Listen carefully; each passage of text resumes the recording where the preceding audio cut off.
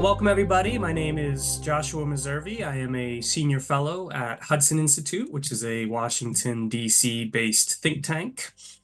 I've been keenly following, along with many other Africa watchers, the elections in South Africa. We are now in a phase, the election, of course, is completed, and we're now in a phase of coalition building and negotiating in one of Africa's most important countries, if not the most important country. And it is at a very historic moment, given that this is indeed the first time that the traditionally ruling African National Congress has fallen below 50%, all the way down to 40%, actually. In the election results, and that necessitates the building of a coalition government, which is the first time this has happened since 1994 and the end of apartheid in South Africa. So I'm really, really pleased to have an excellent panel here of experts on South Africa. Three of them are South African themselves, who have many, many decades of experience running businesses, running business organizations, investing in the country, and then observing its politics very closely. So I'll just run through their bios very, very briefly. I cannot do justice to their extensive bios given our time constraints, so these will be abridged. Please look them up online. They're easily found online, and you can more fully appreciate their careers by reading their full bios. But I'll start with Dr. Tiens Eloff. He's an independent commentator. He's the chairperson of Astral Foods, which is South Africa's largest integrated poultry producer. He's had a long career in business, including leading the consultative business movement and the National Business Initiative. He's also had a career at senior levels in academia, and he was heavily involved in the various peace processes in early 1990s in South Africa during that country's transition out of apartheid. So welcome, Dr. Tiens. Thank you. Next, we have Khulekani Matha. He is the CEO designate of Business Unity South Africa, which is the premier South African business interest organization. In that capacity, he has worked with the South African government to address the transport and logistics crisis as part of the National Logistics Crisis Committee. He spent years at the National Planning Commission, which is an independent body appointed by the South African president that advises the government on implementation, among other things, of the National Development Plan 2030. And he also comes from an academic background. He had many years working at senior levels in adult education in South Africa. Then we have Peter O'Malley, my fellow American on the panel here. He is the founder of the strategic advisory firm Kenosis Capital. Before that, he had 20 plus years career in investment banking, during which time he executed over $400 billion in transactions. He helped represent the African National Congress in the United States in the early 1990s. He moved to Johannesburg in that capacity, and was even an election monitor in 1994 during South Africa's historic first election following apartheid. He also lived in Hong Kong for 8 years, and he remains active in Africa's natural resources sector. And then finally, batting cleanup, as we would say here in the US. I don't know what the cricket corollary would be, but Chris Opperman is the operating partner for Africa and the Middle East for C5 Capital, which is a specialist venture capital firm.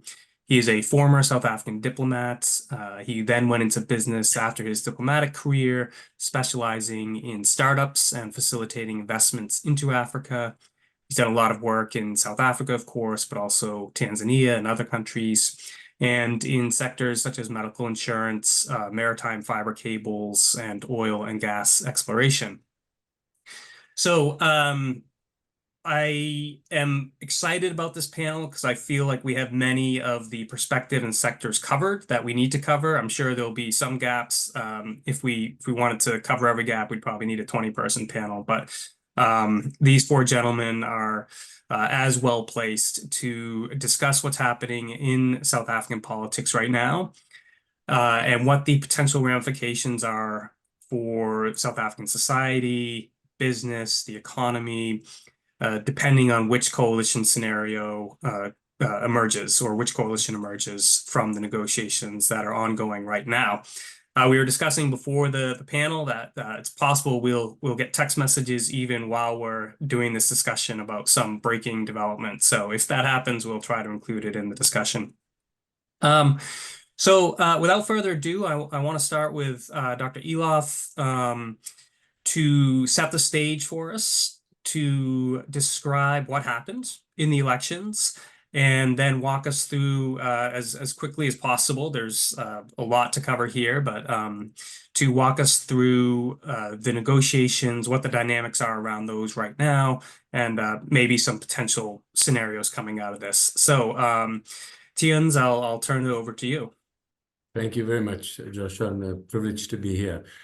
Look, I think as in 1994, the world's eyes, as yours, are on South Africa, and I think it's not an overstatement to say that this is as much a watershed moment as it was in the 1993-1994 elections.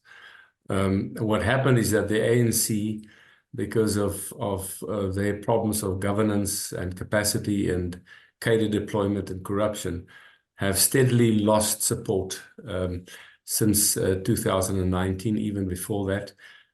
In 2019, they got in the national elections 57% of the vote. In the local government elections of 2021, they got just above 50% of the vote, and now they've fallen, as you said, to 40.2%. So I think that's the biggest part. If that had been the only issue, it would have been easy. Unfortunately, two parties split off from the ANC in the last 5 years. The Economic Freedom Fighters, who got a little bit less than 10% this time, they actually lost support.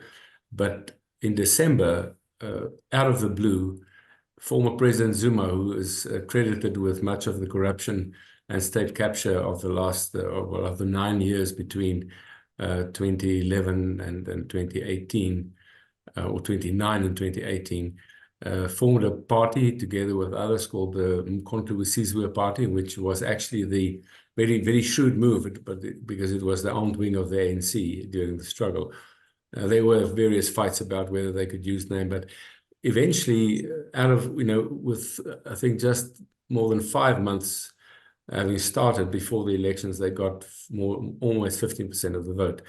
And notably, 45% in KwaZulu-Natal, the home province of most Zulus. And that brings us at this point where the ANC, as having they don't have 50%, they need a coalition partner, or they need some assistance, are now between two fires, if you, from their point of view. They could either go with a centrist Democratic Alliance, who got 21% of the votes, 21.7%, plus the IFP, the traditional Zulu party of Mangosuthu Buthelezi, plus perhaps the Freedom Front, which is a mostly Afrikaner-based organization. That would represent 67% of the votes. Or on the other hand, they could go with the split-offs from the ANC, which is the EFF and the Umkhonto we Sizwe Party, which would give them 63.3% of the votes. And that is the stark choice that the ANC has. And it's basically the ANC of President Ramaphosa. As many would know, there are huge factions in the ANC. And I think the biggest two factions at the moment are the pro-Ramaphosa faction and the anti-Ramaphosa faction. The anti-Ramaphosa faction still yearning back to the days of state capture, see what we can milk from the government. The pro-Ramaphosa faction, more constitutionally aligned, perhaps a little bit more social market policies in terms of the economy, and obviously very strong on the rule of law. Now, it's interesting that the Ramaphosa faction has presented to the ANC a discussion document, and in that they're presenting 3 options of forms of coalition.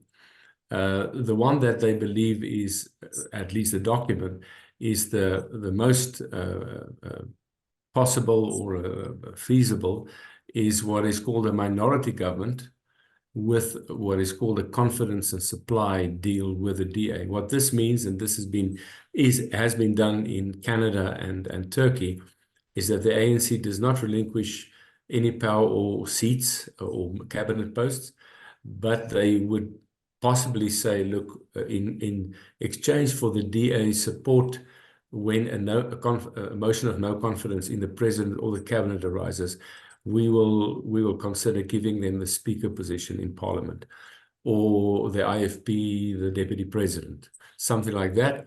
For that, the DA would then not vote against the president of the ANC, also not vote against the budget. So big legislation, but it keeps them apart as two parties. So the DA and others would still be able to criticize the ANC and keep some of its independence. Because I think the DA is worried that it would, in 2026, when our local government elections take place, will be blamed for failures of the ANC government. So that's the one possibility. The other one is a normal coalition between the DA, the ANC, and the Inkatha Freedom Party, possibly also with the Freedom Front and a few others. And that is the second possible option. There are pros and cons for that. It means that there will be not only ANC ministers, there will be DA ministers, there will be IFP ministers. The third one, that is the least, according to the document, the least feasible, I think, is a proper government of national unity, where all the parties above a certain threshold, let's say 2%, are approached and asked to join a government of national unity. And it could, in theory, be all the parties, including the MK party and the EFF party. Now, the MK party has until this afternoon said, we're not going to talk to the ANC. They have now changed that and said they're willing to talk and they're looking for a date. The EFF has been hot and cold. They're not sure whether they want to stay outside or not. But the government of national unity will be the most complex of these three, but it's still a possibility. And I think many people hark back to the days of Nelson Mandela and F.W. de Klerk and Mangosuthu Buthelezi, when there was, for a short period of time, 2 years, a government of national unity. It will be symbolic, the best option, but I think practically it's the most difficult and the most complex. So that's where we are. As we speak, in South Africa, it's evening, obviously. We have the National Executive Committee of the ANC, more or less 90 people, the leadership of the ANC, meeting in a conference venue. And they had made a statement at 5 o'clock South African time that tonight between 6 and 8, the president will address the country on which choice the ANC has made. Well, it's now South African time past 8. And my sense is that it won't happen tonight. I think the ANC's culture is, if they cannot get sort of very large consensus, they postpone and go further with discussions and try to find that. So it may be of some time, but let me just in conclusion remind us all that the South African Constitution, when it was written, did not envisage coalitions at all. So at the moment, there's a clause in the Constitution that says within 14 days after the election results had been proclaimed or finalized, the National Assembly must sit, it must elect a president, it must elect a speaker, and it must elect a deputy speaker. So there's a deadline of 14 days. Now, put this in perspective, most European countries have between 3 and 6 months to form a coalition government. We've given ourselves 2 weeks, which wasn't smart, but in our defense, no one thought about coalition governments in 1993 or 4. So that's the deadline that the ANC and the country is working against. And I think the ANC has a huge responsibility to take the right decision and to take us into a path of stability and growth, rather than ganging up with the EFF and the MK party. Yeah, thank you for that overview of an extraordinarily complex situation, and I thought you summarized it really, really well. So thank you. The internal dynamics of the ANC are fascinating. They've always been fascinating. Your point about the fact that they have not made this promised announcement about their choice suggests that there's significant disagreement within the ANC over the path forward is a really interesting one and a good one, I think. So let's move to Khulekani. can you walk us through well, obviously your own perspective on what's happening, but also you're so in touch with the business community. Again, you lead sort of the premier business advocacy community or organization in South Africa. How's the business community reacting to what's happening? What are they hoping for? What are they watching for? Anything else we should know about the business community in South Africa's reaction to all this? Thank you, Josh. And just to say that, what Jens described very well, I must say, on the one hand, is something that happened over a very long period of time. So there is in South Africa a phrase that has been coined of the wasted 9 years. And essentially what that means is that during the presidency of former President Zuma, a whole lot of stuff went wrong. On the one hand, there was rampant corruption and the destruction of some key institutions of the country, which then resulted in state-owned companies that provide utility services not being able to function, and the country being plunged into darkness. And more recently, we're having to deal with failing railway systems, etc., which has a massive impact on the economy. But what has also happened is there has been a commission of inquiry into what happened during that period, called the State Capture Commission, which uncovered and named people who were involved in these activities. Of course, the former president is one of those people, but many others who are leaders of the ANC were named as people who should be investigated further to determine whether they need to be prosecuted.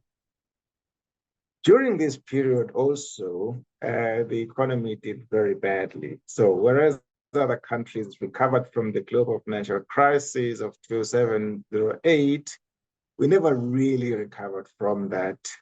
For about a period of 10 years, we were growing at 1% levels. And of course, that translates into higher levels of borrowing in order to continue to finance state services of different kinds. And so what you have seen is that in the 2009 or thereabout, the share of government debt as a percentage of GDP was around 21%. It's now in the 70% region. So a whole lot of stuff happened during this period.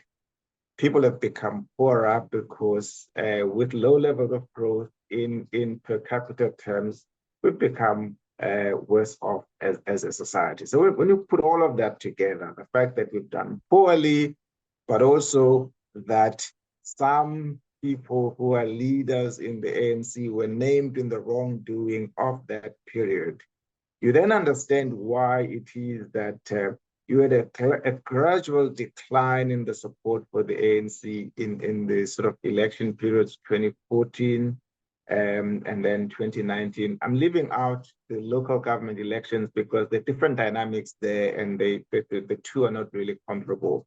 But 2014, the ANC starts to lose support. 2019 regains a bit on the back of President Ramaphosa being elected. And then 2024, then there's a massive decline from 57% to 40%, which is really, really massive. So when one takes that into account, one would expect that people sitting around the table at this point, looking at all of what has happened, would think hard about how do we, on the one hand, address the situation at hand, whether you look at it politically and political survival, or whether you look at it from the point of view that a massive the number of people and percentage of South Africans have lost confidence in the governing party until now, and that you need to find a new way, a new formation that continues to form a government and potentially turn the situation around for the better, rather than kind of moving along, growing at 1% or thereabout, actually put us on a higher growth path. That is what we would be expecting from a business point of view. We would be expecting top of mind to really look at forming a government on the basis of policies that will promote growth, but also policies that are business friendly and market friendly, because we know that it is when investors invest in an economy and businesses thrive that you can create growth and improve the lives of South Africans. Now we know that those who are negotiating this coalition government have a lot more to take into account. A party such as the ANC has always described itself as a broad church, which means that ideologically it has just about everybody. Yeah. And so whatever decision it takes will be resisted from within by one section or faction, while it might be liked by others. And so all of that, it has to weigh up. That worries us, in a sense, because we have a country that has really taken a lot of strain. What we should be looking at are policies that put us on a higher growth path and really allow this country to grow, this economy to grow to its potential. At the moment, this economy is growing far below its potential. I'll leave it at that, Josh, for now. Yeah, thank you. That was really, really useful. Especially the you referenced the broad tent or the broad church aspect of the ANC.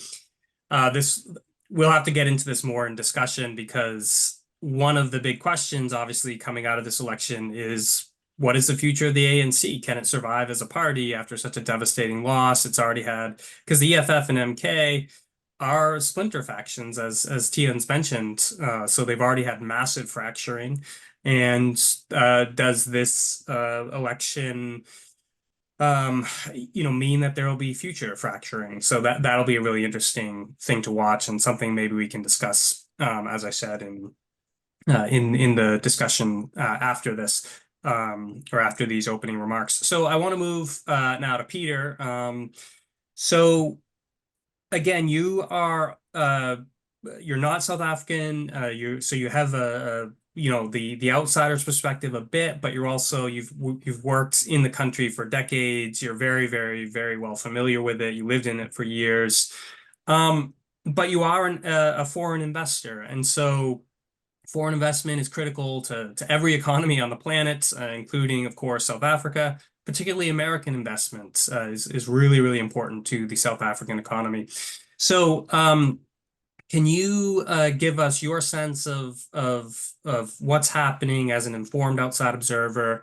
And as, again, an investor, what are you looking for coming out of this? What are potential red flags? What are potential positives, signals that you might be looking for? And are there any specific worries, again, as an investor, that keep you up at night right now about what might happen here? Sure. Thank you, Josh, and thank you, everyone. Pleasure to be on with you all. As you mentioned at the outset, first went down to South Africa in '94, which was a very historic election. I think in many respects, this election is maybe on par or close to that. There's a bit of a fork in the road, as we were saying before. Some smart fellow said once that, democracy is a messy affair, messy business, or words to that effect. I think we're seeing that in some respects here in the States and also in South Africa. So on one level, the positive is clearly democracy is alive and well in South Africa. When you talk about splinter groups, I mean, you could argue at the pub that's a good thing. But from a business point of view, you would argue that capital also gets a vote, right? The people have spoken, but capital also gets a vote. What does a foreign direct investor look for? It looks for, broadly speaking, several things.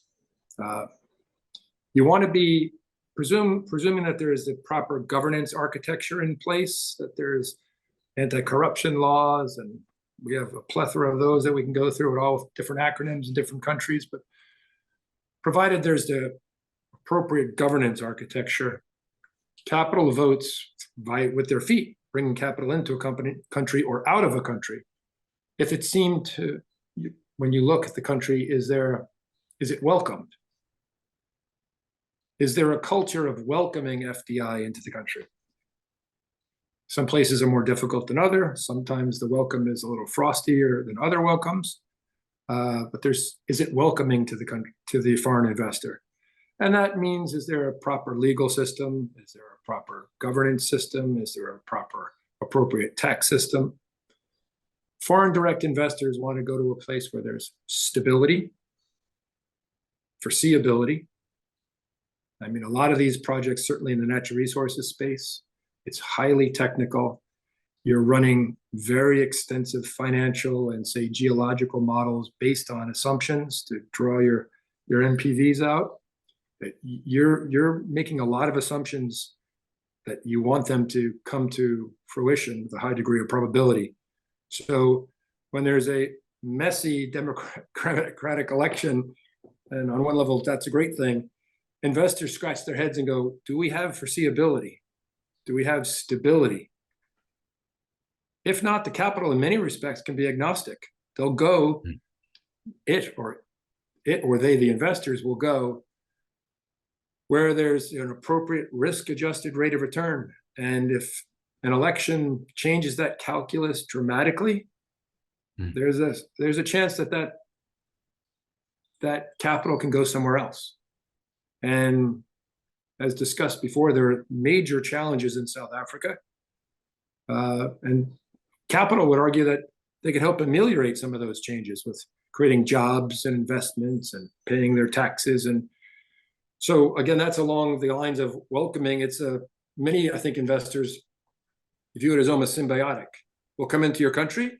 There's something that we need as investors. There's something that we have to give to the economy and the country and the people, and be a true partner to our investee companies and the country and the province that you're in, and help make it better, along with always getting an appropriate risk-adjusted return.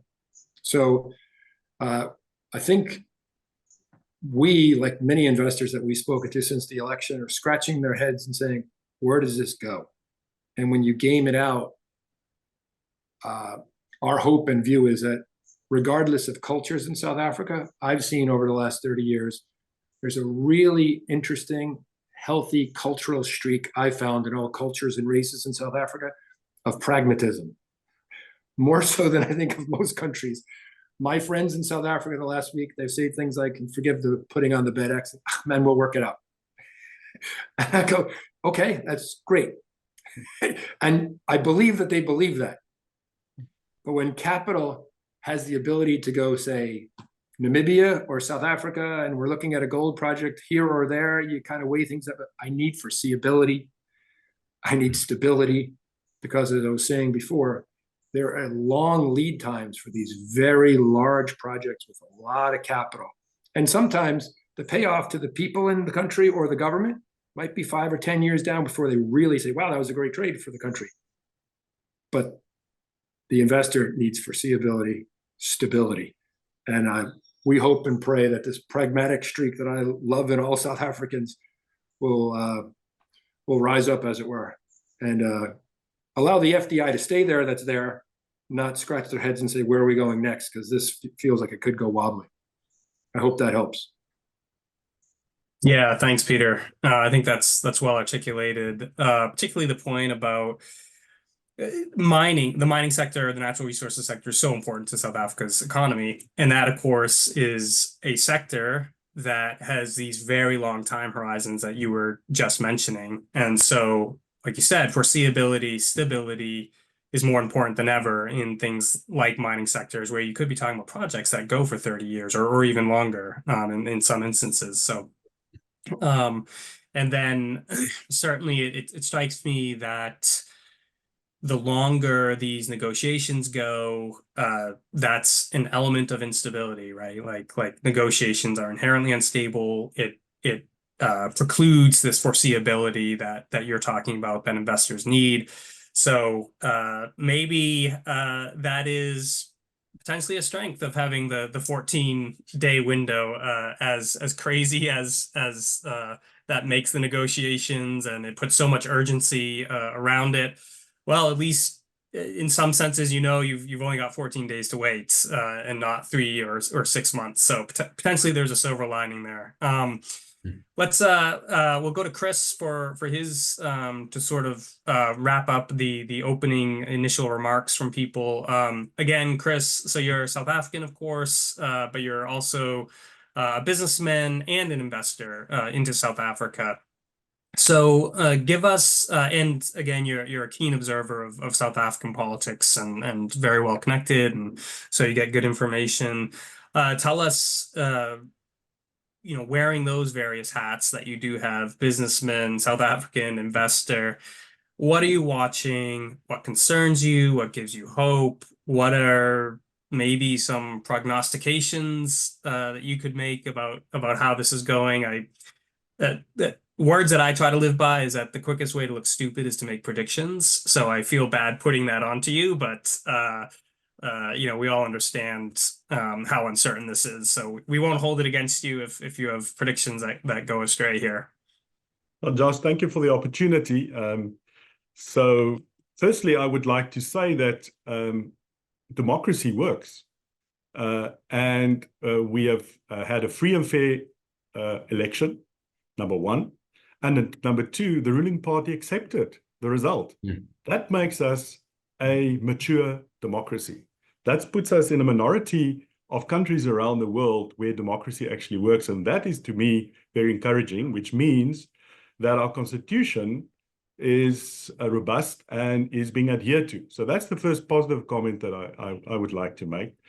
Terence would agree with me that the worst never happens in South Africa, and the best, unfortunately, also never happens. But somehow we are pragmatic, and we find a way through. And that's where I want to agree with Peter, that we are a bunch of pragmatists, and we are a country made up of many different ethnic groups and nationalities. We're one of the most diverse societies in the world. So it's extremely encouraging that our democracy is working and our constitution is robust. And then if you want a democracy, you've got to accept a certain amount of volatility, especially if after 30 years the ruling party loses power. And yes, the rand is taking a bit of a hit and it's up and down. But let us also agree that it is that I think the Treasury and the central bank has kept steady. They didn't overreact in any which way. And so I think they're giving, again, in other words, our institutions are working, and it's giving an opportunity for the political process to play itself out. So those are the very first positive comments that I would like to make. Having said that, obviously the ruling party is in shock. I mean, and we, to a certain extent, we all are. The voters have brought out put a call on the politicians that business as usual is not acceptable anymore. They want change, and they put a challenge to the politicians to actually step up to the plate and deliver that change. And that's another important thing. Skeptics have always said people are only going to vote their ethnicity and so on. No, voters actually have voted and said to the ANC that what you've been doing, especially over the last 12 years, is not good enough, and we're booting you out. They're not booting them out totally, but they're giving them a challenge. And so the question now is, from an investor perspective, and the main concern, obviously, is, are the politicians going to come up with a decision that is good for business? and is going to support the South African much needed recovery. And because of the failed policies of the ANC that the voters have now rejected, we've had stagnant growth, very limited, anemic situation with huge, especially youth unemployment, and we must do better. So the stark choice now, I think, in front of the politicians are: will we affirm the Constitution, and will we affirm those parties that support the Constitution? Or are we going to dabble with those forces in South Africa that wants to tear up the Constitution? So that, to me, I think is a very important distinguishing factor. And I am very hopeful, and from what I'm hearing at the moment, that the forces that wants to protect the Constitution and defend the Constitution are starting to converge and are starting to find a way forward. And obviously, you've got to distinguish between strategy and tactics. And I think that the process, the role of the international community, the role of the markets, I want to make a prediction, are going to force a good outcome. And I want to throw it out to the other panelists to maybe challenge me on that. I believe that you've got a situation where the country realizes, and I think President Ramaphosa realizes, that we need international support. We need a strong rand. We need international investment to flow into the country, because without that, the stark choice is that without making the choice for better growth, an improved rand, and a positive investment climate, the alternative, where you dabble with the populists and dabble with those forces that want to tear up the Constitution, you got quite the opposite result. I think the rand can then collapse. I think it can go into the mid-20s, even into the 30s. Who knows what might happen, how the markets would react to that. I think the politicians are aware of the stark choice. And I believe that the high road will prevail. So with those initial comments, I would like to throw it out to someone in the group to challenge me. Well, thanks. Thanks, Chris. And I really appreciate, the hopeful note you started with, because it is absolutely true. Like President Ramaphosa got up and gave really gracious remarks about, he was clearly unhappy with the results of the election, but the ANC took a beating and they did accept it. And unfortunately, that's rarer and rarer these days, it feels like, in democracies around the world. So I give the ANC massive credit for doing that, because that is critical to the health of a functioning democracy, is for the loser. Now, it wasn't it didn't lose all of its power, obviously. It did win the most votes in the election, but it was a massive collapse. There's no other way to describe it. It was just an extraordinary collapse, and they did accept it. So I think that is a point very well taken, and it needs to be remembered that democracy did hold on. Now, you referenced the forces that want to tear up the Constitution. I think we can be explicit here, right? Or at least I can be. This MK party that we've discussed, they have said, right, that the Constitution needs to go. They want a different Constitution. I assume the EFF holds this position as well. I haven't looked at their documents in a while, but that would seem consonant with how they approach these types of issues. Let's talk about. So to me, we've been talking around this, and I want to get each of you to go in more deeply on this. The core of the discussion right now is which of these coalitions are going to emerge. And I want maybe each of you could take one for me. If there's an ANC, EFF, MK, or some group, similar grouping, what would be the implications of that in very realistic terms, right? For South Africa, the politics, investing, like we've been talking about, the business community, etc. The DA has described this as a doomsday coalition scenario. Is the DA right? why does it frame it in that way? And then we've talked a little bit as well about the ANC, DA, possibly with IFP. Maybe we could discuss again what would be the practical effects of that coalition, and then a government of national unity. Those seem to be the three sort of major scenarios here, although there's variability within each scenario. What would the practical implications for a government of national unity be? So maybe we'll stay in the order we started with, and That's Tayan's fine. maybe Thanks, Josh. yeah, maybe you Can can I take the can I just say I yeah. just got a news report that said that the NEC meeting has finished. They're going to dinner, and the president will brief the nation at 9 o'clock South African time. That's in about 18 minutes.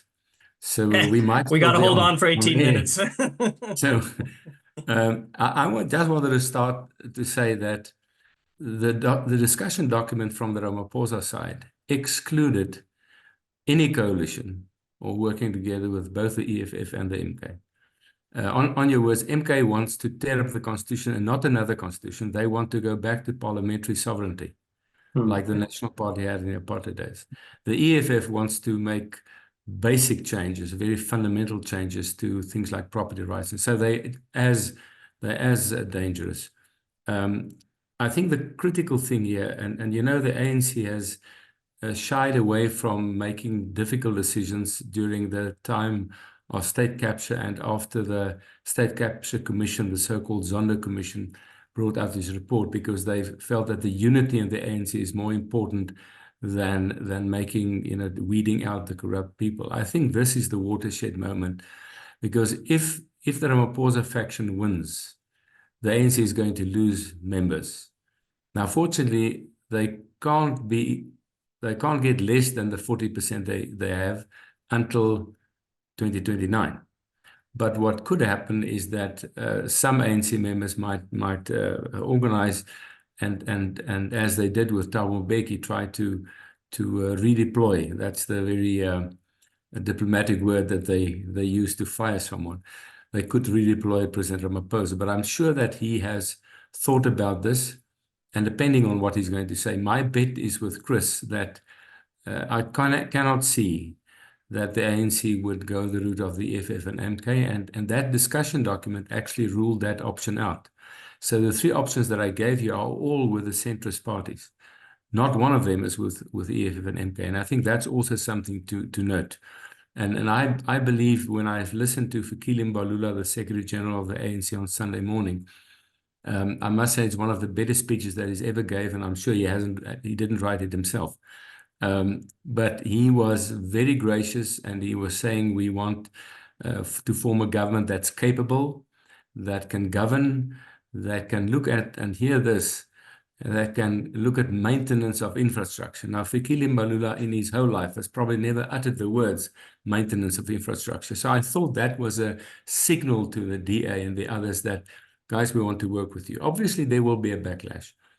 So my bet would be with Chris. I'm still wary that the ANC will have taken a definitive decision. They, you know, so I mean, in a sense, it's the African way to be polite, but do it slowly almost. So we'll see, we'll have to see what he says. So that's the first point. So the thing of the broad church of the ANC is that they've tolerated these different views also on the constitution, and now is the time they must break with it. So I've got news for you. I think after tonight and probably in a week's time, the ANC won't be a broad church anymore. The EFF has made it less of a broad church. The MK has made it less of a broad church, and I think that's a good thing. I think it's one of the problems of, for instance, its economic policy, that is always trying to bat on both sides, you know, on the socialist side and on the sort of market side. And perhaps that will bring this thing to a point. So to sum up, just to say that EFF MK is not even a possibility. I would be extremely surprised and disappointed if they went that route. But I do say that they may take a little bit of time to get to that point. It may be not as dramatic as we think it may be tonight. On the other hand, we must also remember that all the opposition parties in the center, the DA, the IFP, and the others, have said they will not work with the ANC. They want to get the ANC out of the picture. Now, as it goes with politics, they must now say, okay, now we've got the situation where the ANC needs a partner or partners. We can't allow them to partner with the EFF and MK, so we must get our own supporters also to buy into this. And that will be their problem. It will also be a problem. And therefore, that's why I think that the scenario of a minority ANC government with President Ramaphosa as president, the IFP president, Velinkosi Nkosatini as deputy president, and perhaps the DA having the speaker. It would be interesting if it's Helen Zille, she'll give them L. And then the supply and confidence measure, which will give the ANC certainty and investor certainty that this is a stable government. There will be budgets passed. There will not be votes of confidence that will be voted for by the DA. And the DA will be able to criticize government and not be lambasted in the 2026 elections, local government elections, for having worked together and being a failure as the ANC. Last word, I've said on record that the ANC is undeniably and irrevocably on its way down. I don't believe that the ANC can reform itself. It has too many corrupt people in it and not enough good people. It has some good people, but they are getting fewer by the day. Now, the interesting thing is you ask the question, what are the implications for, let's say, this confidence and supply agreement? It means that the ANC will be on its own, and the voters will have to judge it on its own performance again, which will probably hasten its demise. If, however, it goes to one of the scenarios of a coalition or government of national unity, it can be made to look better than it actually is. The problem, I think, that American viewers must understand is that state capture, together with racial transformation ideology, together with corruption and cadre deployment, gave us a civil service in South Africa that's by and large incompetent and unwilling to work. And so even if you have a new government, it'll take some time for that new government, especially if it's a government of national unity or a coalition government, to get rid of the bad apples and bring in the others. So it's a long road. But on the positive side, I think, let's say again, if Gauteng can have a proper government, even if it's a coalition government, then the same can happen in Gauteng as it happened in the Western Cape, where international investors came through the province into the country. And they actually created jobs in the Western Cape. If Gauteng can do the same, that'll be great, and that'll be good for the country. It'll be good for business. I must say I am most worried about KwaZulu-Natal, because the MK got 45-46% there. They don't have a majority. Even with the EFF, they can't get to a majority. And unless the ANC and some other parties help there, I think KZN is going down. But obviously that's part of our problems. But I think the positive news is that we may have two provinces, two big economically active provinces that could look much better after this round of negotiations. Yeah, thanks. On the EFF MK front, you have these deeply personal problems as well between the leadership of EFF and MK and Cyril Ramaphosa. Ramaphosa was probably the chief force behind Malema being expelled. Malema, the head of, for our viewers, the head of the EFF, being expelled from the ANC. No love lost there. Same with Zuma and Ramaphosa, just a deeply antagonistic personal relationship. And I think we shouldn't discount that. These personal relationships can have massive implications. I've been surprised, and maybe Kulkani can tackle this one for us.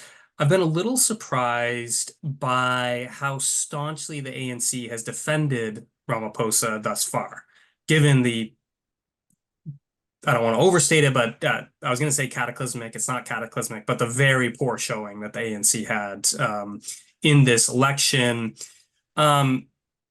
Kulkani, do you have any thoughts on why the ANC, which has gotten rid of its leadership previously, both under Mbeki and Zuma, it's willing to do that. Why has it so strongly defended CR thus far? Is it because there's no heir apparent? That strikes me as one problem that ANC has. Or is it because they don't, or is it because they don't want to give in to MK and EFF demands on this matter? Or maybe there's something else here I'm missing. And then anything else you wanted to jump in on? Thanks, Josh. And that's a very difficult question. But before I tackle that question, let me just disagree a little bit with Dr. Tienselo in his characterization of the current civil service in South Africa.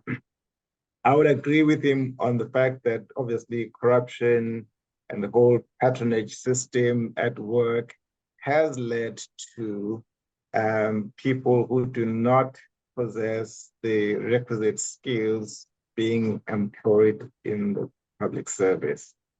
I would differ, though, that this is a result of racial transformation policies, right? And it's important, it's an important distinction, certainly in the case of South Africa, because we had a period in South Africa starting in 1994 until the wheels started coming off, where things actually worked, right? And you had these policies in place, but things worked. So clearly, it cannot be because of the racial transformation policies that we have the problems that we have here. And I think that view, the more and the louder it is aired, the more that plays into the hands of, well, you know, you cannot form this or that coalition because of these differences. So I just thought I should clarify that, partly because personally I hold this view strongly that that's not the case. Now, the other thing that I thought I should make and then come to your question, Josh, is so we do have a history, although we refer to this period we're in as uncharted territory and so on. But we've actually had coalitions in South Africa for quite a long time. In KwaZulu-Natal, you've had a period of 10 years in which the ANC and the IFP co-governed. In the first period or administration, it was, of course, part of the Government of National Unity package, but it persisted beyond that because of the obviously share of power there. And so we have some experience of what things look like under a coalition government within a provincial context. Of course, the Western Cape had a coalition for some time. And many, many examples at the local government level. Metros and the smaller municipalities have shown us how things look like. By and large, and not completely, but by and large, fairly unstable for most of the time. And secondly, the unfortunate part of it is that the parties to the coalition tend to, even if they want to stay in and are committed to staying in, but closer to elections, you know, when they want to establish their own identity and kind of appeal to their voters, then will tend to want to pull away this thing. So the instability of coalition government, I think, is well understood by people in South Africa. And I think this would be top of the minds of those who are looking at forming a coalition government, the question of how can we form one that lasts for as long as possible, if not the entire period of 5 years. And so that, I think, is something to take some solace from. That said, I would say, I mean, I'm not a betting man, so I wouldn't bet on any outcome. But it seems to me that with those sort of sections or parts of the ANC that held some radical views have kind of left the party in one form or another, whether it was the EFF split, or the MK party split. So who you have left are largely sort of more centrist within the ANC. And again, not exclusively, because it's very hard to kind of make these definitive statements about the ANC, which suggests to me, and it begins to answer your question of why they have defended the president.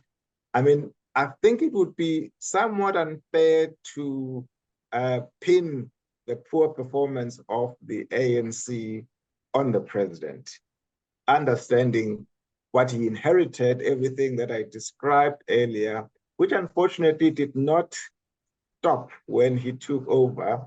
It continued for some time, but also understanding that he has put in place some measures to try and address some of those, and he continues to do so, or continued right up to elections. So I think they understand that it would be unfair to just pin it all on him and then hang him out to dry. But secondly, as you said, it might be playing into the hands of those who don't want the president. I mean, parties like the MK party have put that as a condition for them, participating in a coalition of any form or another. And thirdly, that the history of the party is not one of throwing each other under the bus. This is a party that defended President Zuma when it was clear to everybody that what he was doing was not right, but his party continued to support him. So I think a combination of factors do explain why, although the president under his watch, the ANC has lost 17%, but they still continue to support him. Josh, can I just quickly, I don't want to dominate, but just say that around the racial transformation, it's not just racial transformation, it's racial transformation gone wrong in a toxic combination with corruption and cadre deployment. So I'm not against equity targets, etc., etc. It's the way it was done, and the problem is that the ANC has used the demographic composition of the country, being 80% African, 9% white, 9% colored, and 2% Indian, as a quota system, essentially, to see how every organization, private or public, must look in South Africa. And that forced it. So they would say it's not a quota system, but it's worked as a quota system. So I'm not saying that there aren't brilliant African colored white people in South Africa in the civil service. I'm obviously generalizing, but I think if you look at the state of the local government, of almost all local governments, with the exception perhaps of some of the Western Cape, then I think it's proof that something has gone badly wrong there.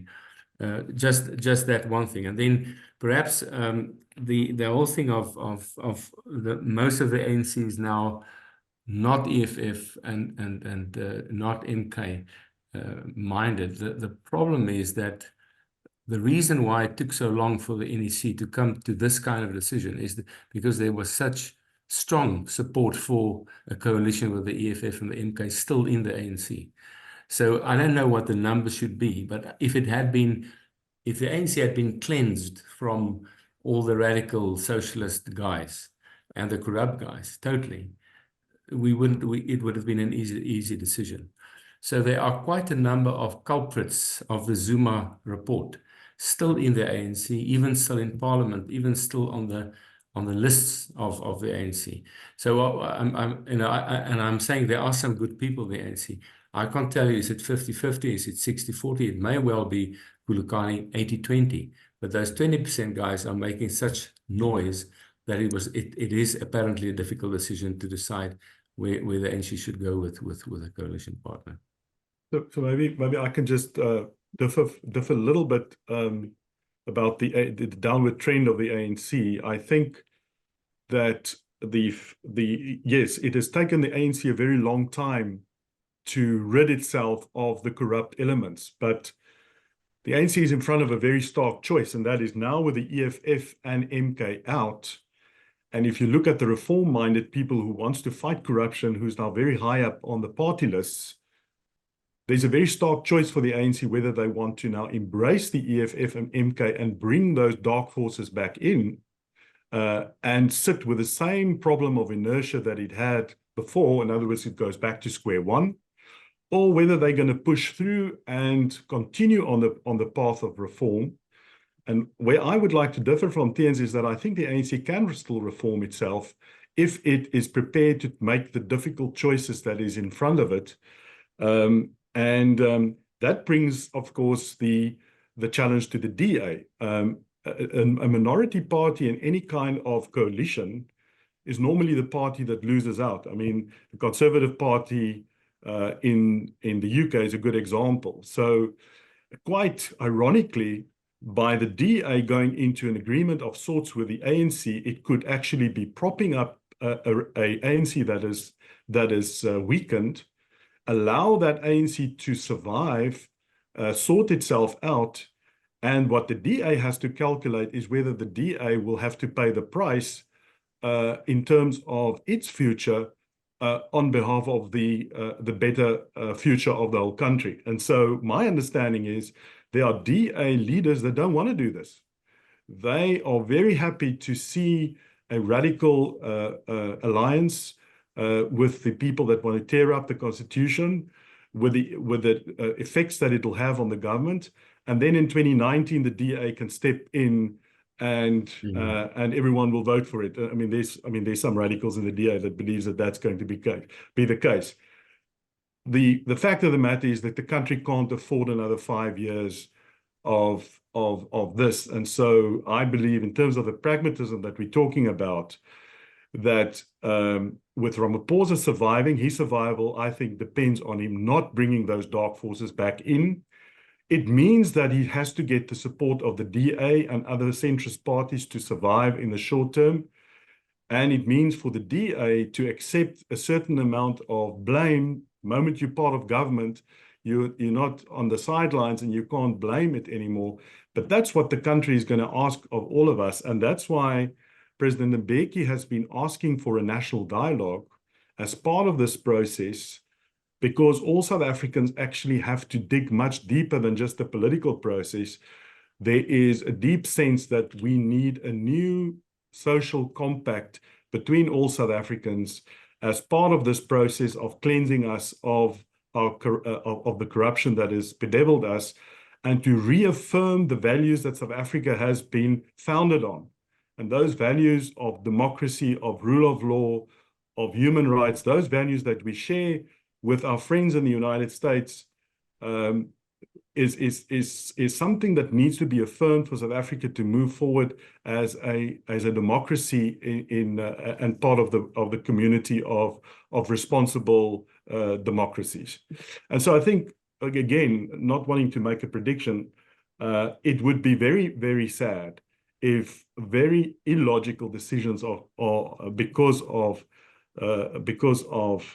corrupt relationships and because of selfish reasons could lead us into a very dark coalition between MK, EFF, and the ANC. Yeah, and I want you all, because I have a question for Peter that I want his reactions to, but I want you all to ponder this question while Peter and I are talking. Or I guess it's a couple questions, but one is, we're talking about this potential, probably not a coalition, but a confidence and supply arrangement between the DA and the ANC as being probably the most likely. Again, understanding that this is a very fluid and dynamic situation, and who knows, there's a million variables that could intervene. But the MK has already shown a very clear propensity for violent disruption. Some of the elements of MK were, it seems, almost certainly involved in the 2021 violence in KwaZulu-Natal. There has been threats from senior MK officials against the Electoral Commission, for instance, when there was discussions around whether Zuma would be allowed to stand for the election. And then, even though the MK outperformed expectations in this election, it is still attacking the results of the election.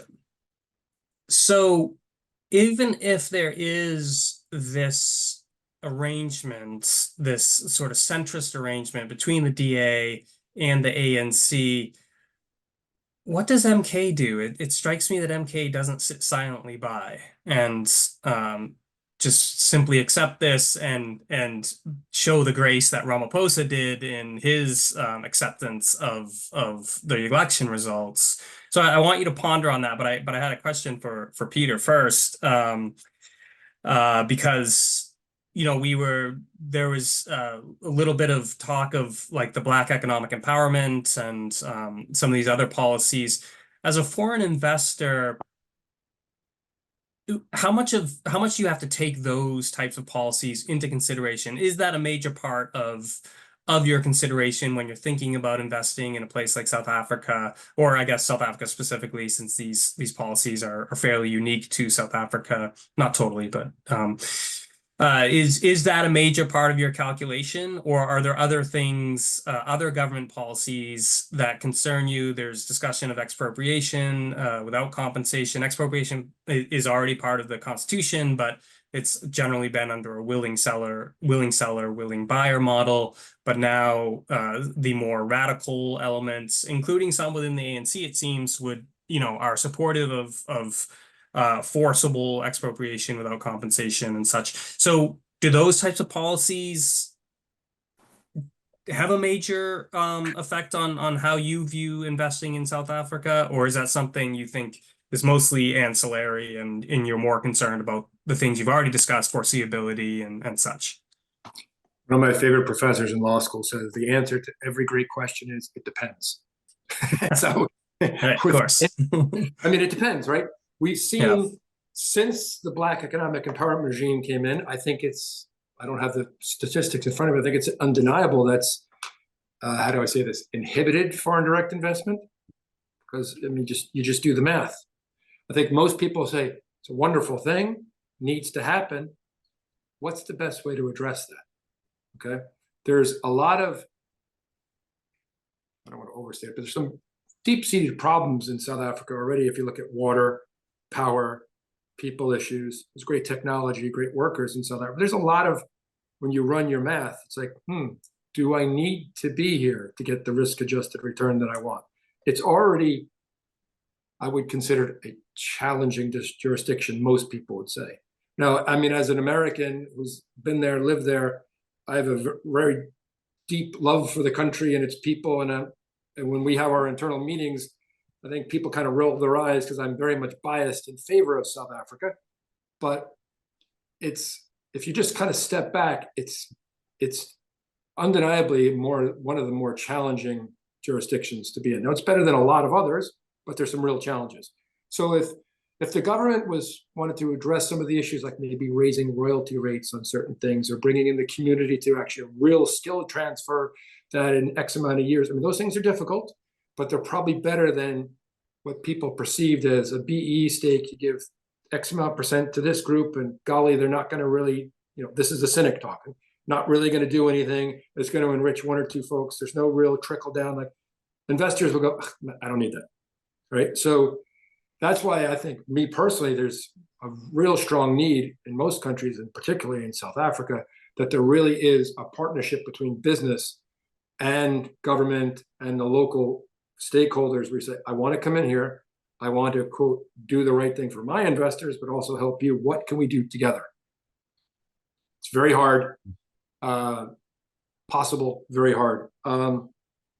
Question for everyone here. I mean, we're kind of thinking that, and as investors, we don't play politics. We don't have political points of views, but and I've been really enjoying this conversation, but if there is some kind of centrist coalition that comes out of this, and all the things that you all have said, if it winds up to be a central coalition somehow, where there's foreseeability and stability, this is actually a wonderful time to be investing in South Africa. Now, I'll leave you all with a provocative thing, and I'll be quiet, is that, as I said before, very pragmatic, my view of South Africans. I think Chris said, Western rule of law and the Constitution versus people who are maybe anti-Constitution.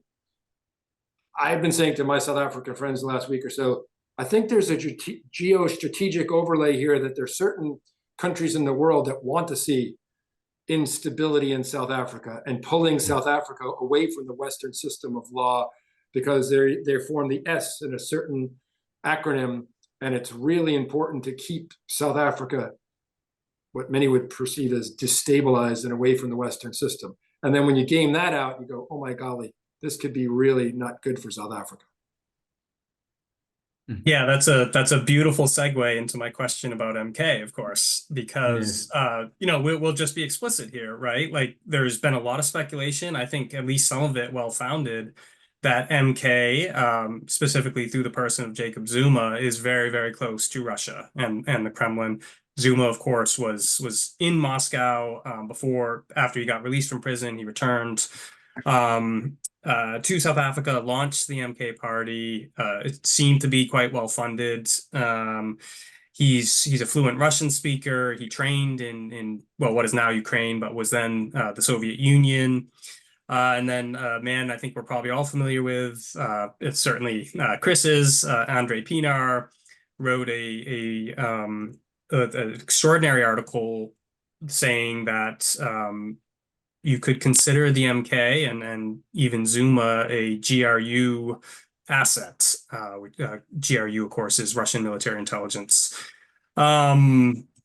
It seems sort of crazy when you just read it on the surface, but if you follow certainly the Zuma years, it suddenly becomes less crazy, because they're one of the central pillars of the corruption that went on in the Zuma years was the Rosatom, the nuclear deal boondoggle. What was it, $67 billion or whatever the number was, some extraordinary amount of a corrupt deal that never went through, thank goodness. But there was clearly, as I say, a boondoggle that was cooked up by probably Zuma himself, almost certainly Zuma himself, and Rosatom officials and Moscow more generally. So that's all to give a little bit of context here for our viewers. And I do really want to hear from all three of our South African friends here. MK, potential for disruption in at least KwaZulu-Natal, but even nationally. What is this wild card? How, again, we don't, no one knows how it's really going to play out, but how should we think about how this might proceed? So we'll go in the same order we've been going. So thanks, Josh. Let me say, let's start in Parliament. There's been a rumor that there is a certain section of our Constitution that says the quorum for a parliamentary session is 350, but it was misjudged. The article says our Constitution says that Parliament is now 400. It could be it could have fewer members, but not less than 350.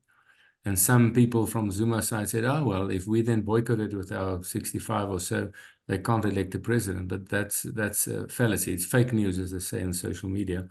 The quorum for decisions in the National Assembly is a third of the seats, which is 134. So I think Zuma can make his party, he won't be there because he's not allowed to be there until he's rehabilitated from his jail sentence. But his party can make things interesting in Parliament, but I don't think as interesting as the EFF had done in the past. So I think in Parliament, they probably will be a nuisance more than anything else.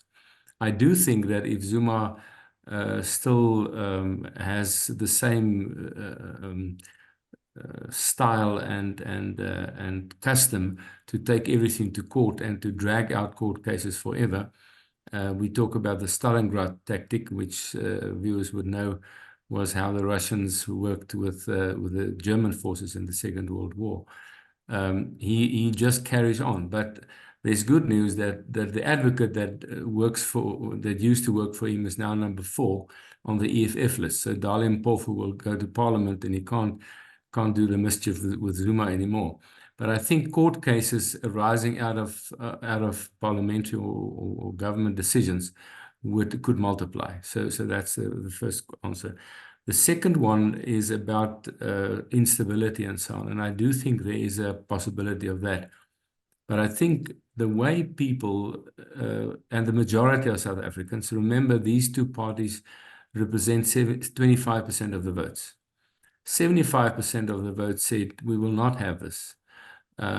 Civil society said we won't have that. And I think what happened in 2021, where there was that unrest and civil unrest and looting in KwaZulu-Natal, no one can prove it, but it's clear that it came from his side, and it could even have been done with some help from overseas.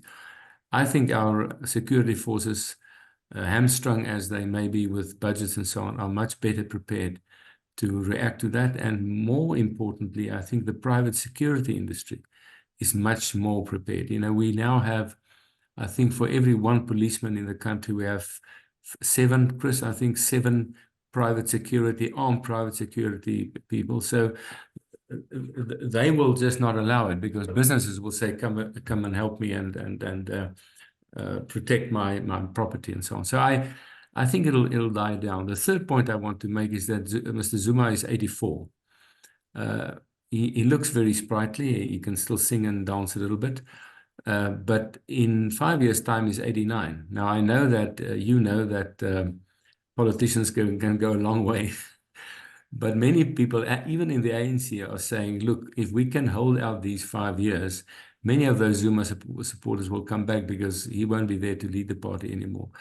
So I think he's going to wane in his old age. And I don't think, with the exception of his one daughter, who's quite something in terms of activism, you know, there's no real success. There are even fights within the MK party, and they're taking each other to court. Last point, BRICS. I think South Africa can go the centrist route and remain part of BRICS. I don't think you need to be alienated from Western thought to be part of BRICS. And I think it's not a bad thing for a country like South Africa. I mean, I think South Africa would do very badly from a business and a diplomatic point of view by alienating our biggest trade partners like the UK or the US. And we shouldn't do that. But I think in the beginning of our democracy, we had said that we want to be unaligned. And as long as we remain unaligned and neutral, that's fine with me. But I think what this government did, and Mr. Zuma sort of spearheaded that, is not to be neutral and unaligned in many of these cases. But I think the BRICS thing is not for me. I've not been convinced that of this GRU stuff, but perhaps I'm not a spook, so I don't believe these things easily. But it may be true. The point is that we must live with it, whether it's true or not. Yeah, thank you. Kulakani. So I want to just start where Peter left off, and that is the potential for government and business to really kind of form a partnership that says, how can we work together and get the country going again? I mean, I'm paraphrasing really badly, because I just want to make the point that towards the end of the current, the previous administration, after many years of some really difficult relationship between government and business, we started to build a very good relationship that's been going for some time. And we were starting to see the results of that in resolving the energy crisis. And you mentioned in your intro that I'm part of the team that's trying to work with government to fix the transport and logistics problems, etc. And the more we've worked together, the more we've kind of understood each other better and appreciated each other. And the results were beginning to show. And to me, that just demonstrates what we can achieve if we put ideology aside and we say there's a problem at hand, we need to address it for the benefit of the country. And so I think it's a message that we've been sending through, whenever we have an opportunity to say we would hope that a government that is elected and formed after these elections does not walk away from that partnership, because that partnership can go a long way in helping us address the many, many problems that we face. As regards the question you've asked about the MK party, I really am not qualified to answer that, except to say that I think the strengths of institutions is really our best bet. And so when we as business call for the respect of the Constitution, it is because wrapped up in that statement is a whole lot of things. There's a whole lot of guarantees that are there, rule of law, et cetera, that we believe are a bulwark against some of these things that you described. And so we really do need to, and we were heartened, by the way, by the way in which the governing party accepted the election results. Having been a major loser in these elections, you would have expected them to have acted perhaps in some way, but that commitment to not weakening our institutions is an important one. And for as long as we keep strong institutions and support strong institutions, we will be able to deal with whatever comes. I mean, I think our government was caught napping in 2021. And I think some lessons were learned. I don't think that will be allowed to happen again, because the damage that was caused reputationally, damage to business, the damage to everything was massive. And I think that that's not going to be allowed to happen again. And so I'm less worried about that. I think there will be attempts at disrupting this or that, whether it's parliament, but I think we need institutions that can just work and do their job, and we should be fine. Yeah, thank you. And very quickly, because we're already running a bit late, but I really wanted to get you to follow up on a point you made. You referenced that the relationship has been improving towards the end of this term, of Ramaphosa's term here. Could you just expand a little bit on that quickly? It sounds like you're saying the ANC is becoming more business friendly, or at least willing and open in some way. Could you expand? Because I think that's really interesting to me, and I think other people would be interested as well. So one of the things that I said in my opening remarks was that in the past, say, 15 years or so, we've experienced blackouts, etc., and that's been a result of not maintaining infrastructure and of course corruption and all of that. And so we got to a point where we had blackouts that would last for up to 8 hours in a day, which essentially decimated businesses, small businesses closed down, etc. And we approached government and offered to work together with government to address those challenges. Took a while to warm up, but in the end, government agreed to work with us. The president announced an energy action plan, which we agreed with because it mirrored what we had put forward as our own sort of plan, if you like. And so we agreed to work together with government. We raised money in the private sector to hire skilled people to work with government, and we seconded them to work in the to work with the presidency and work with ESCOM to fix some of the problems at the most granular level, including some of them working at the power stations, et cetera, et cetera. And so that kind of contributed to the improvements that you've seen. I mean, we haven't had blackouts or, for what, close to 60 days now? Yeah, 2 months. Yeah, 2 months. And so this is a result of work that's been done in the past 18 months or so. We got involved in the past 12 months, but these are the results of that. And we think that this is something that we need to build on as a model, where you bring private capacity to work with government, because during the so-called state capture years, government did lose a lot of capacity. And so it would take many, many more years to really just get infrastructure back to where it was, and better if government tried to do things on their own. But if we work together, there are better chances of improving. And so we took the same model to trying to fix our rail utility company.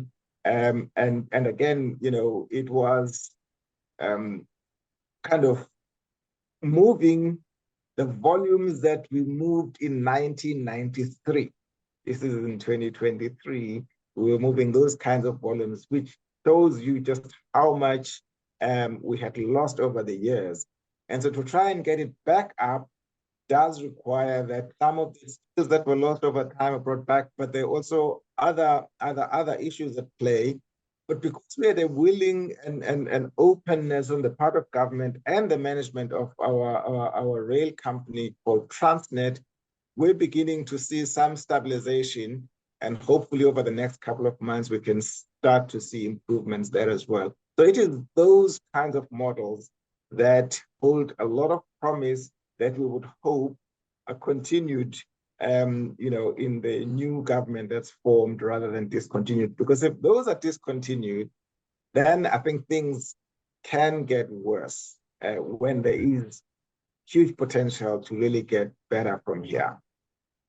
Josh, can I just say there was a joke amongst the ordinary South Africans when the government, when Eskom said there will be no load shedding for the rest in the 2 months or so. So all of us said, well, just watch the Thursday after the election. But then I started reading what Khulekani and others have been doing, and I realized there was a real improvement. And now we hope that can be sustained. Obviously, some of our power stations are very old, and so at some point we'll need to do something drastically. That's another discussion.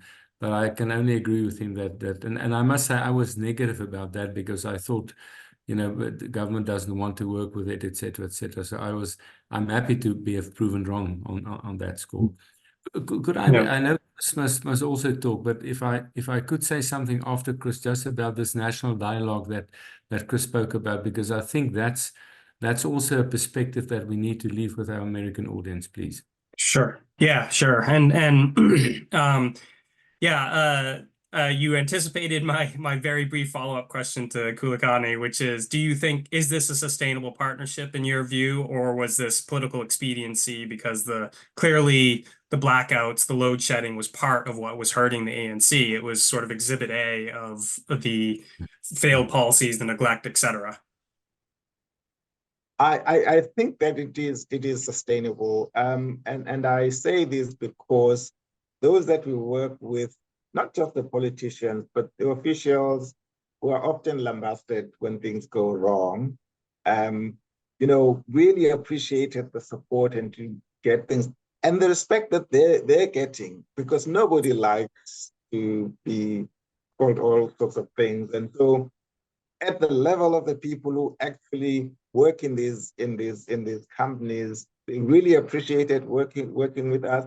And also right up to the level of the president, there was commitment. We met with the president to report on progress every 6 weeks, and it had various other committees of senior officials in government that we worked with, and all of that was positive. And so I think it is sustainable. Of course, it depends on the willingness on the other side. Certainly from the business side, we're committed to this, and we would hope that on the other side, there is willingness to work with us in kind of a public-private partnership that takes us forward. Yeah, well, that's encouraging to hear, truly. And your other points about the strength of your institutions, South Africa's institutions, I think are really, really well made. The judiciary has taken some very courageous decisions that you wouldn't see in many countries, and a feisty, robust, independent media is key, and civil society, etc.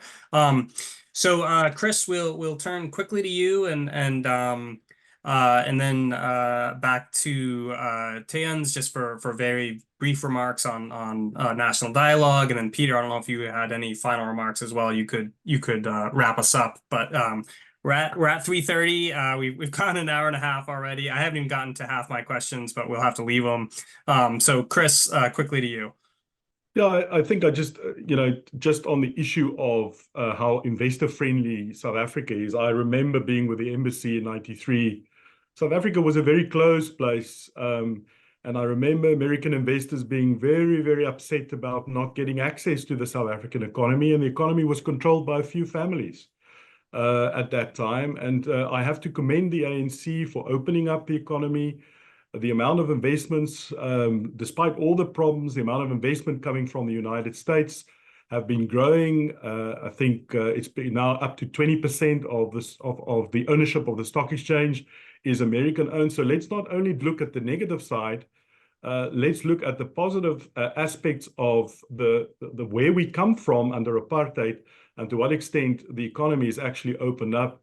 So I just wanted to mention that. So, and then if we are going to make the right decision, you know, as well as I do, Josh, that we are very concerned about the bilateral relationship, the way this thing has been spiraling out of control, Congress starting to take a keynote with you know, with various attacks on AGOA.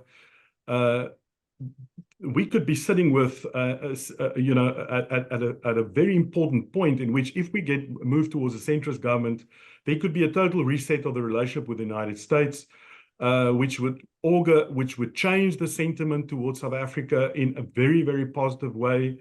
You know, sentiment can do so much. I foresee a situation where the rand can improve very rapidly to 17 and maybe even below 17. I want to make that prediction. I think we could have bond yields going down. So I want to give, you know, I want to say what the stakes are at, and the opposite then is again also very stark. You know, so we are really at a pivotal moment, but all to play for. Let's defend our constitution. There's hope that the constitution is going to be defended, that we will not allow ourselves to be blackmailed by violence, and yes, I also just finally want to agree with Peter. There's a geopolitical play with regard to whether South Africa is part of the free world and free democracies, or to what extent South Africa could be spiraling towards you know, the camp of autocratic regimes, and that's the choice in front of us. But I believe we're pragmatic and we're going to make the right choices. Yeah. Thanks, Chris. We didn't even get into really foreign policy and U.S.-South Africa relations, which is a whole other discussion. But I think you said it exactly correctly. The bilateral relationship has obviously deteriorated dramatically. I think my reading of it is that the United States has finally grown impatient with what it sees, and I think correctly sees as ANC's sort of hostile actions at times, you know, towards the United States. And so I think that yes, if there can be a reset in the South African government, that could have really wonderful beneficial effects on the bilateral relationship. If there's not a significant reset, I think that relationship will continue to deteriorate. I think AGOA privileges will be under extreme threat.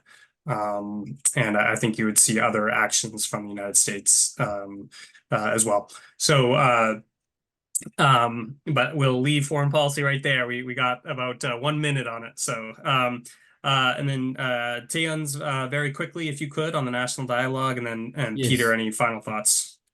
Thanks, Josh. I think a whole range of South African leaders, not politicians so much, perhaps some ex-politicians and others from different walks of life, civil society, have come to the realization that this point has been brought to us because we've in a sense stopped talking to each other, and we started shouting ideology at each other. And therefore the idea of a national dialogue where civil society can almost tell the new government, whatever form it will take, what we want and where do we think they should go. So I'm very excited by that, because it would include and should include big business. It should include small business. It should include civil society. And Chris and I have had the privilege of being part of a group of Afrikaner organizations, civil society organizations, who issued a statement a while ago, saying that we are committed to the country, we want to stay here, but we also want to get acknowledgement. And I think that kind of civil society community links, not just from the Afrikaners, but also from other communities in South Africa, I think would be very important. I'm very excited about that, because that will take us back, in a sense, to the 94s, you know, the early 90s, and the fact that we could really sort out almost anything. We know that the government alone can't do that, and I think that realization is starting to permeate throughout society, and that's a positive for me. Yeah. Yeah, great. And Thabo and Becky, of course, said very warm things about that declaration that you just referenced, the Afghaner Declaration, which is a nice sign. Peter. So I will wrap up by dovetailing with Dion said, is that I would add to your dialogue about civil society, think about maybe in some way, shape, or form, trying to bring in South Africans who live abroad. There's been a lot of brain drain in London, New York, Perth, and when you meet these people, they're the most negative folks in South Africa. I go, when have you been back? Well, I've been there 20 years. I go, well, not for nothing. Like, what are you doing to help South Africa except sitting around the braai? Don't do that. So if you can actually think about, it might be challenging. Maybe you can use the consulary offices around the world. But I mean, and then lastly, I'll go back to my point of pragmatism. You guys know I'll butcher it in the language. I mean, I really hope that it gets sorted out because it's a wonderful place and there's lots of fans around the world and we want to be fully invested there. Thanks so much. Yeah, well said. I'd echo that. I think some of the consternation you're seeing in the United States is disappointment, because there is a lot of affection and respect for South Africa, and maybe I'm just projecting because that's how I feel about it. But South Africa is a lovely country. It has so many extraordinary strengths. Cape Town is one of my favorite cities in the entire world. It's a great place, and it has many supporters all around the world. Like Peter was just saying, that I think would really rally to the cause if there was reason to in the country. So if I may, to dovetail that, with respect, I find South Africa does as a whole a really bad job of marketing South Africa. And you've got a great story to do better. You have a great story to tell. Yeah, we're way over time here because there was so much to discuss and we didn't even get to a lot of really interesting issues. But thank you all, gentlemen, for your time. We did not get the bombshell ANC announcement that we thought might happen, which is too bad because it would have been fun to get all your reactions in real time. But we'll keep an eye out for that. Hopefully it'll come soon. It has to come, as we know, fairly soon because the clock is ticking on the 14 days. So again, thank you all. Really, really appreciate your time, your expertise. We'll continue talking about South Africa, about the election, but even after the election, it'll be important to maintain interest and focus and support for this country because it is so important. It is a wonderful country. That as I said earlier, just a few seconds ago, retains a lot of goodwill, even in places like the United States where there is deep disappointment in how the relationship has gone. But I think that's all very reversible very quickly. So we'll end it there. The events people are probably getting ready to kill me. So we'll end it there and thank you guys again, and we'll be in touch.